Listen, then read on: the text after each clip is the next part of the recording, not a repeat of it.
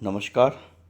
मैं डॉक्टर सौरभ शर्मा, सह आचार्य इतिहास, राजकीय कन्या महाविद्यालय सिकंदरा दौसा। आज हम दिल्ली सल्तनत के सर्वाधिक महत्वपूर्ण शासक अलाउद्दीन खिलजी के द्वितीय भाग, जिसमें सैनिक उपलब्धियों के बारे में चर्चा करेंगे कि अलाउद्दीन खिलजी के शासनकाल में उसकी क्या सैनिक उपलब्धियां रही है। उसने किस प्रकार उत्तर भारतीय क्षेत्रों में विजय प्राप्त की और उसके बाद दिल्ली सल्तनत का प्रथम शासक था जिसने दक्षिण भारत में भी अपना वर्चस्व स्थापित किया। इससे पूर्व के अध्याय में हमने अलाउद्दीन खिलजी के राज्यारोहण और उसके राजत्व के सिद्धांत के बारे में विस्तृत रूप में चर्चा की थी। आज हम इसकी सैनिक उपलब्धियों की चर्चा करेंगे और उसके बाद तृतीय भाग में जो अलाउद्दीन खिलजी की अन्य उपलब्धियां रही है या उसके जो अन्य सुधार रहे हैं प्रशासनिक दृष्टि से, उनके बारे में चर्चा करेंगे। तो हम प्रारंभ करते हैं द्वितीय भाग, जिसमें सैनिक उपलब्धियों, जिसमें सबसे पहले उत्तर भारत की सैनिक उपलब्धियां और बाद में दक्षिण भारत में उसके वर्चस्व स्थापित करने के लिए चलाए गए अभियानों के बारे में चर्चा करेंगे।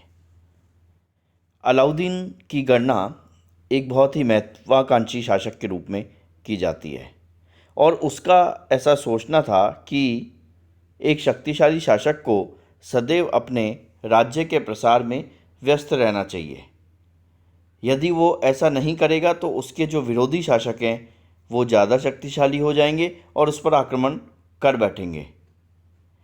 इसके अतिरिक्त वह सिकंदर महान की उपलब्धियों से अत्यंत प्रभावित था, विश्व विजय का सपना देखता था और एक नवीन धर्म की स्थापना भी करना चाहता था। लेकिन दिल्ली के कोतवाल के तर्कपूर्ण व्याख्यान को सुनकर उसने अपनी इन दोनों योजनाओं को त्याग दिया था।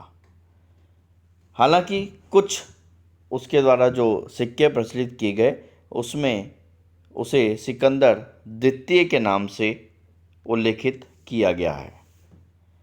उसके सैनिक अभियानों के बारे में यदि बात की जाए तो उसका सर्वप्रथम सैनिक अभियान गुजरात विजय की था। गुजरात विजय साम्राज्य विस्तार की दृष्टि से उसका पहला सैनिक अभियान था और गुजरात की विजय तुर्क शासकों के लिए बहुत ही महत्वपूर्ण थी।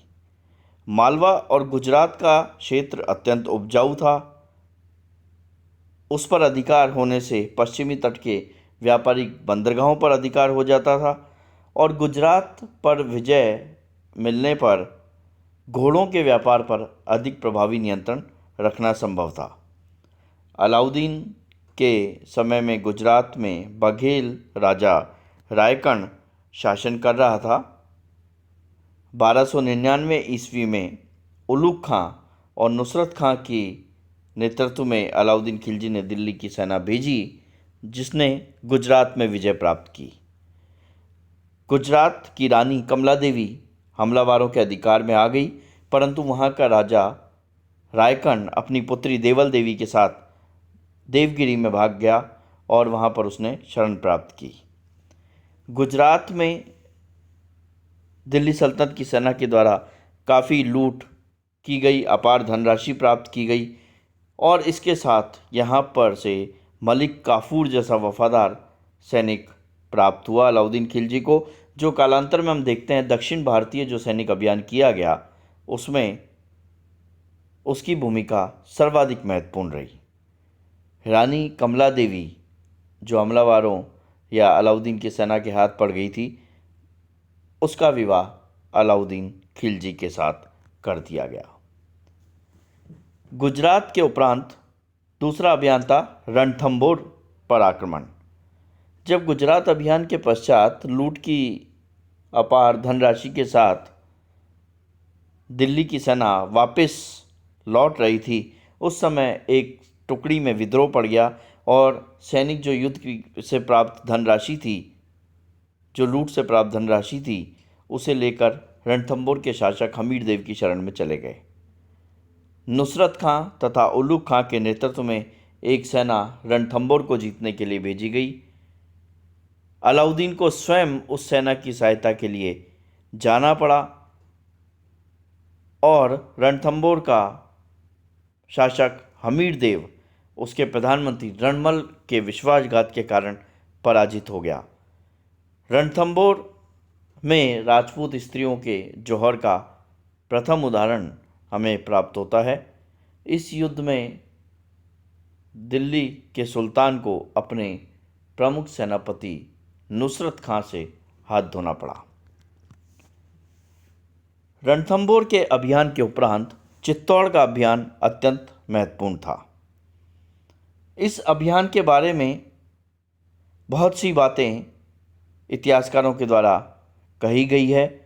कुछ इतिहासकारों के अनुसार चित्तौड़ की रानी पद्मिनी की सुंदरता की चर्चा सुनकर उसे हासिल करने के उद्देश्य से अलाउद्दीन ने चित्तौड़ पर आक्रमण किया था। परंतु इतिहास की दृष्टि से ये देखा जाए तो ये एक किंवदंती या काल्पनिक कथा सी प्रतीत होती है, क्योंकि मलिक मोहम्मद जायसी ने पद्मावत नामक एक उपन्यास लिखा था जिसमें पद्मावती की एक कहानी लिखी थी, जिसके आधार पर यह बताया गया इसके कोई ऐतिहासिक साक्ष्य नहीं है, उसे काल्पनिक ही माना जाना चाहिए। वस्तुतः चित्तौड़ पर आक्रमण उसके सामरिक महत्व को लेकर के किया गया था। दूसरी एक पुराने गुजरात अभियान के दौरान चित्तौड़ के राणा ने अपने प्रदेश का इस्तेमाल करने से मना कर दिया था, तो बदला लेने के उद्देश्य से और सामरिक उद्देश्य से चित्तौड़ का अभियान किया गया था। 1303 ईस्वी में चित्तौड़ का घेरा डाला गया। राणा रतन सिंह जो कि चित्तौड़ का शासक था वो पराजित हुआ, बंदी बना लिया गया और यहीं पर 1303 ईस्वी में राजपूत स्त्रियों के प्रसिद्ध जौहर का उदाहरण भी प्राप्त होता है। सुल्तान ने इस प्रदेश का नाम खिजराबाद रखा और अपने पुत्र खिज्र खां को चित्तौड़ का गवर्नर नियुक्त कर दिया। प्रसिद्ध गहलोत योद्धा जिनके बारे में इतिहास में मिलता है कि गोरा और बादल इसी युद्ध में राणा की तरफ से लड़ते हुए शहीद हुए थे। अन्य राजपूत शासकों पर विजय। अलाउद्दीन ने ऐबुल मुल्क के नेतृत्व में 1305 ईस्वी में मालवा के विजय हेतु एक सेना भेजी। मालवा का शासक महलक देव पूर्णतः पराजित हुआ और उसने मांडू के किले में शरण प्राप्त की, लेकिन 1305 ईस्वी में मांडू पर भी अधिकार कर लिया गया। शाही फौज ने उज्जैन, धारानगरी, चंदेरी तथा सवाना जहाँ शीतल देव को पराजित किया वहाँ पर भी विजय प्राप्त कर ली। इस प्रकार हम देखते हैं अलाउद्दीन खिलजी के समय में सल्तनत काल का सर्वाधिक प्रसार क्षेत्र किसी शासक के समय माना जाए तो वह अलाउद्दीन के समय में हुआ था। बंगाल को छोड़कर संपूर्ण उत्तर भारतीय क्षेत्र दिल्ली सल्तनत में मिला लिया गया था। दक्षिण नीति। अब अलाउद्दीन जैसा महत्वाकांक्षी शासक जिसने संपूर्ण उत्तर भारत पर विजय प्राप्त कर ली थी, वह दक्षिण भारत पर भी अपना प्रभुत्व स्थापित करना चाहता था। सुल्तान बनने से पूर्व ही जब वह गवर्नर था तब समृद्धि तथा अपार धन दौलत दक्षिण की वह देख चुका था और दक्षिण भारत की जो तात्कालिक स्थितियां थी उस राजनीतिक व्यवस्था ने भी अलाउद्दीन खिलजी की महत्वाकांक्षा में अभिवृद्धि की। अलाउद्दीन खिलजी दिल्ली का प्रथम सुल्तान था जिसने दक्षिण भारत पर अपना आधिपत्य स्थापित करने का सुनियोजित प्रयास किया। दक्षिण अभियान में सबसे पहला अभियान था देवगिरी। यद्यपि हम देखते हैं कि सुल्तान बनने से पूर्व 1294 ईस्वी में ही देवगिरी पर अलाउद्दीन ने विजय प्राप्त की थी, लेकिन वहाँ के राजा रामचंद्र देव ने वार्षिक कर भेजना बंद कर दिया था और इसके अतिरिक्त दिल्ली की सेना से हार कर भागे हुए भगोड़े शासक रायकन को उन्होंने राजनीतिक शरण भी दी थी। अतः 1306-1307 ईस्वी में मलिक काफूर के नेतृत्व में एक शक्तिशाली सेना देवगिरी के विजय के लिए भेजी गई। राजा रामचंद्र पराजित हुआ, बंदी बनाकर दिल्ली लाया गया। उसे किसी प्रकार का दंड देने की अपेक्षा अलाउद्दीन खिलजी ने राय रायान की पदवी दी और स्वर्ण छत्र देकर विदा किया। ये ध्यान रखे जाने योग्य बात है कि कई बार पूछ लिया जाता है कि अलाउद्दीन खिलजी ने राय रायान की पदवी किसे दी थी। तो ये ध्यान रखे जाने की बात है कि देवगिरी के शासक रामचंद्र देव को राय रायान की पदवी दी गई थी। रामचंद्र देव से मित्रता अलाउद्दीन के दक्षिणी अभियान में बहुत ही सहायक सिद्ध हुई।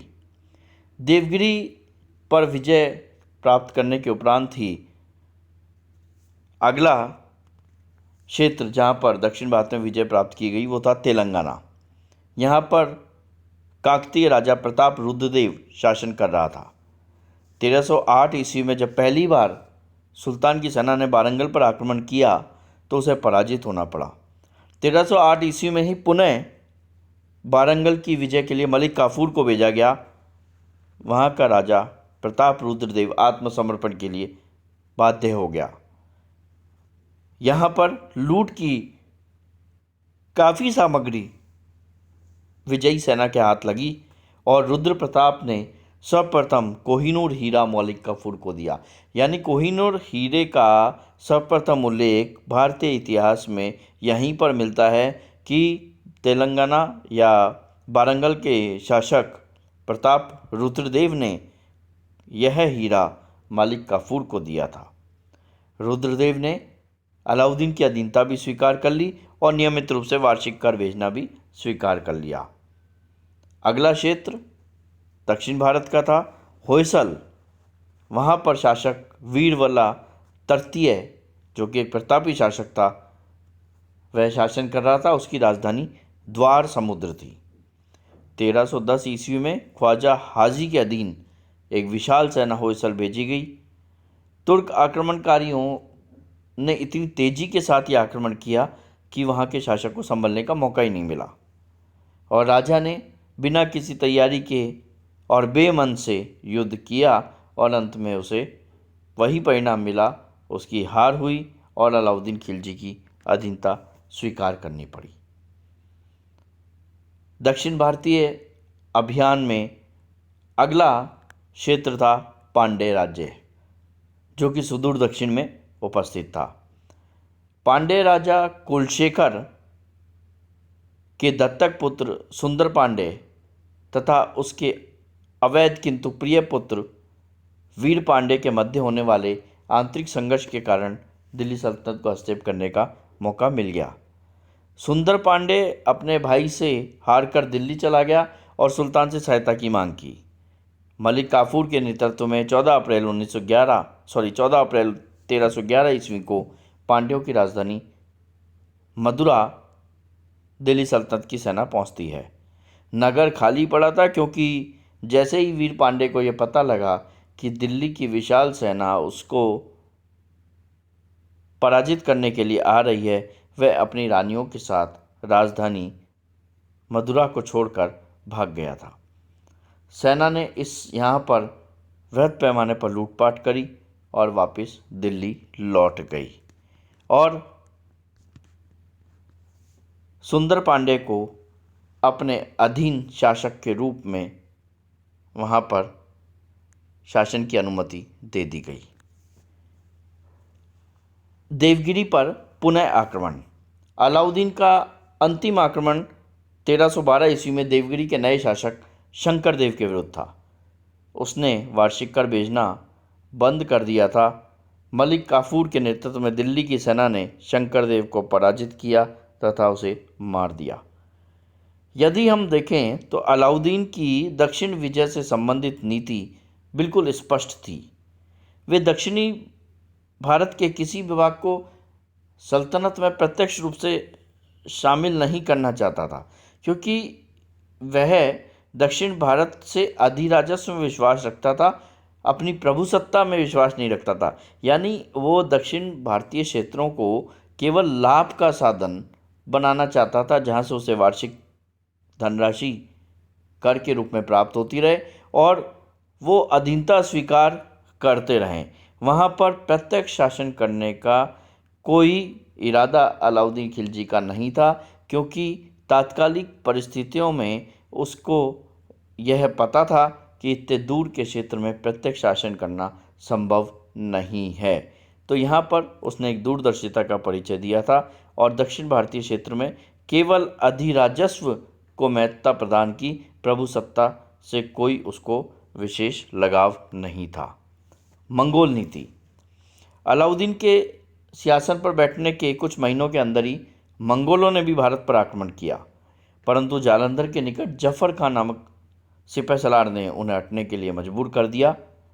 अलाउद्दीन के शासनकाल में कई मंगोल आक्रमण हुए, जैसे कुतलुक ख्वाजा के नेतृत्व में हुआ 1299 ईस्वी में, अली बेग के नेतृत्व में 1304 ईस्वी में, इकबाल मंद के नेतृत्व में 1307-8 ईस्वी में कई आक्रमण हुए, परंतु जफर खां तथा गाजी मलिक के नेतृत्व में मंगोलों को कई बार पराजित किया गया।